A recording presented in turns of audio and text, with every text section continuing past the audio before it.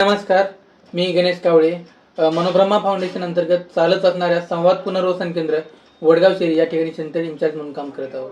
आज तुमच्या समोर येण्याचं कारण म्हणजे डॉक्टर किरण चव्हाण सर, डॉक्टर सुप्रिया चव्हाण या दोघांनी स्वलिखित असलेली जाणीव तुमच्या आमच्या संवेदनाची या मानसिक आजाराच्या पुस्तिकामधील डॉक्टर मला पण तुमच्यासारखा मुलगा असता तर या चॅप्टर पिछली बार मैंने तुझे पैसा दिया था पीने के लिए, अब मैंने पी थी अब मुझे पैसा दे चल। अभी मेरे पास पैसे नहीं है। तेरे पास पैसे कैसे नहीं? मेरे मत दो पैसे मेरे को।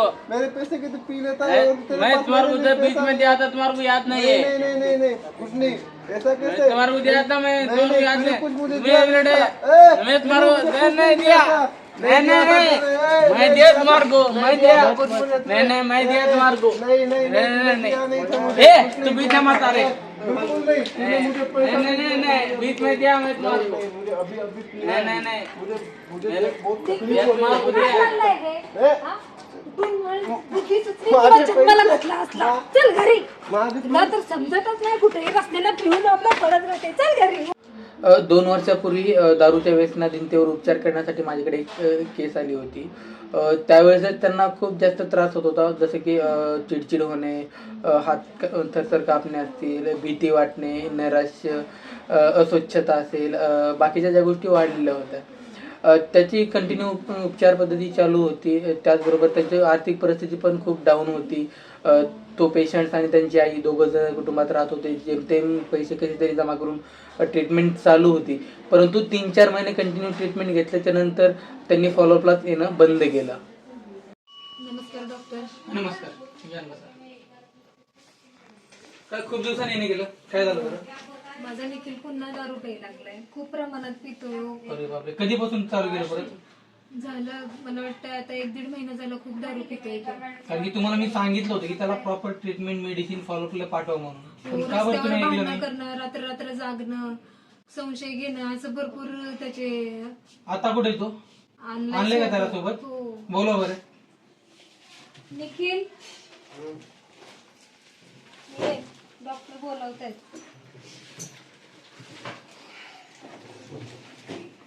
काय रे, ये बस.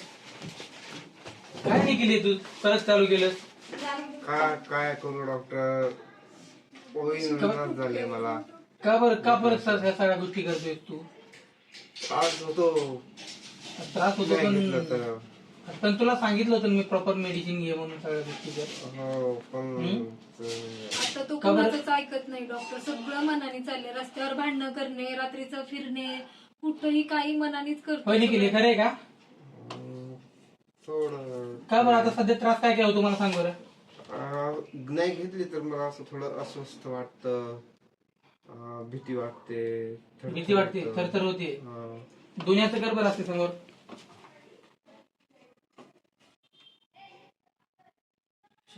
ठीक आहे, कर खाली. अजून काय त्रास होतो? संशय येतात? हा येतो. काय होतं बरं? लोक माझ्याविषयी बोलतायत, बाहेरचे सगळे. आता पण तिथं बाहेर पोलीस उभे आहेत सगळे. पोलीस उभे असं वाटतं तुला, मारायला येतात कोणतरी असं वाटतं? मला मारायला येत अच्छा, कधीपासून असं वाटतं बरं? खूप शिव्या गाळ्या देतो रस्त्यावरच्या लोकांना, येणाऱ्या जाणाऱ्यांना. पण मला खूप मनस्ताप झालाय डॉक्टर. मी बघा, आता तुम्हाला कसं सांगू. परत सांगतो मी, याची प्रॉपर आपण ठीक करूयात, पण व्यवस्थित तुम्ही फॉलोअप का येत नाही? तुम्हाला तेच परत परत सांगावं लागतं किंवा फॉलोअपला येणं खूप गरजेचं पोरगं आहे. ऐकत नाही हो डॉक्टर. मी तर एकटी एकटी कुठं कुठं पळू, तुम्ही सांगा बरं बरं. मग त्याला एक काम करता का, इथं ऍडमिट करता का? करायचं का ऍडमिट? नाही नाही मला admit नाही. नाही, त्याच्याशिवाय तू बराच होणार नाही, कारण की परत परत ह्या सगळ्या गोष्टी होणारच आहे. मी या पोराला वैतागले जाईल डॉक्टर. तुम्ही माझी मदत करा. बरं ठीक आहे, करतो मदत. थांब रे, तू थोडा वेळ बाहेर थांब थोडा वेळ बाहेर. Admit नाही होणार मी. ठीक आहे, बस बाहेर बस थोडा वेळ. गोळ्या बघा डॉक्टर, तुम्ही बघितलं ना डोळ्याने त्याची अवस्था. हा. तुम्ही सांगा. आता मी तुमचे सगळे कार्यक्रम ध्यान देऊन बघत असते. मी ए, तुमचं तू दरवाजा मागचे बंद पण कर. मेडिसिन फॉलोअप व्यवस्थित घेतला होता. पण आता अर्धवट ट्रीटमेंट सोडल्यामुळे या सगळ्या गोष्टी वाढल्या. तुम्ही जर ट्रीटमेंट व्यवस्थित घेतल्या तर कशाला एवढा त्रास झाला असता? या सगळ्या गोष्टी आहेत की नाही? त्याला काउन्सिलिंग व्यवस्थित होणं गरजेचं आहे.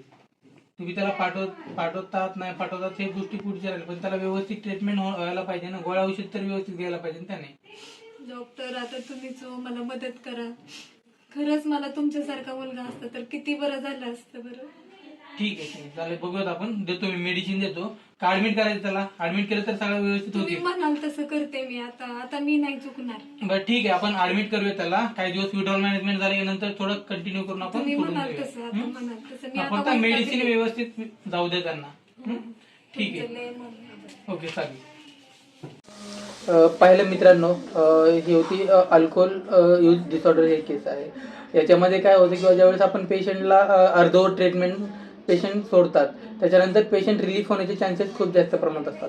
त्यासाठी कुठल्याही व्यसनाधीनतेवर प्रॉपर पूर्ण ट्रीटमेंट घेणं खूप गरजेचे आहे. कारण की हे जे केस आहे तर 2 वर्षापूर्वी माझ्याकडे ज्यावेळेस आली होती त्यावेळेस पण हेच लक्षणं होते, पण नंतर आता जास्त प्रमाणात लक्षणं वाढली होते. त्याला भीती वाढणं असेल, चिडचिड होणे असेल किंवा बाकीच्या ज्या गोष्टी आहेत, पॅरानोया, संशयवृत्ती खूप जास्त, कोणतरी माझ्या वाईटावर टपलेलं आहे, या सगळ्या गोष्टी वाढलेल्या होत्या. त्यामुळे परत त्या पेशंटला आपण ट्रीटमेंट चालू करावणं खूप गरजेचं होतं. तर या आजाराच्या आता लक्षणं कुठले असतात, जर आपण या आजारासंदर्भात थोडं बोलूयात. लक्षणं जर पाहिलं तर 3 प्रकारचे लक्षणं असू शकतात. त्याच्यामध्ये शारीरिक लक्षणं असू शकतात, मानसिक लक्षणं असू शकतात आणि सामाजिक लक्षणं. शारीरिक लक्षणामध्ये जर पाहिलं तर त्यांना झोप न येणं असेल, पुन्हा परत त्याच्या लिव्हर असेल, किडनी असेल याच्यावर त्याचा परिणाम होत असेल, किंवा कॅन्सरसारखे आजार या गोष्टी, किंवा हृदयाचे आजार, हे आतड्याचे आजार, हे एक शारीरिक आजाराचे लक्षण आहेत.